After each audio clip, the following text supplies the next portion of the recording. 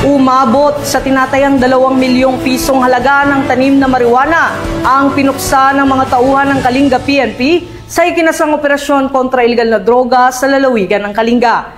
Yan ang report ni Police Staff Sergeant Juderick Tasing. Sa patuloy na pagpapaigting ng kapulisan kontra illegal na droga, tinatayang 2 milyon halaga ng fully grown marijuana plants ang nadiskubre ng mga otoridad sa isinigawang marijuana eradication sa Barangay Lokong Tinglayan, Kalinga nito lamang ika-19 ng Hunyo 2025. Matagumpay ang nasabing eradikasyon dahil sa pagtutulungan ng mga operatiba sa pangunguna ng 2nd Kalinga Provincial Mobile Force Company, katuwang ang mga tauhan ng Tinglayan Municipal Police Station at Philippine Drug Enforcement Agency Cordillera. Ayon kay Police Colonel James D. Mangili, Provincial Director ng Kalinga PPO, nagresulta ang operasyon sa pagkadiskubre ng 10,000 peraso ng fully grown marijuana plants sa isang communal forest na tinatayang may lawak na 1,000 square meters at may standard drug price na 2 million. Bagamat walang nahuling cultivator, binunot at sinunog ng mga operatiba ang mga pinagbabawal na tanim sa mismong lugar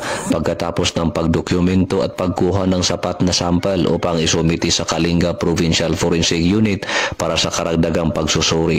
Tagumpay na operasyon ay patunay lamang na ang pambansang pulisya ay kaisa sa pagpapaigting ng kampanya kontra iligal na droga bilang pagsuporta sa adhikain ng kasalukuyang administrasyon tungo sa isang bagong Pilipinas. Mula dito sa rehiyon ng Cordillera, ako ang inyong PNN Correspondent, Police Staff Sergeant Juderick Tasing, alagad ng batas, tagataguyod ng Balitang Pulis.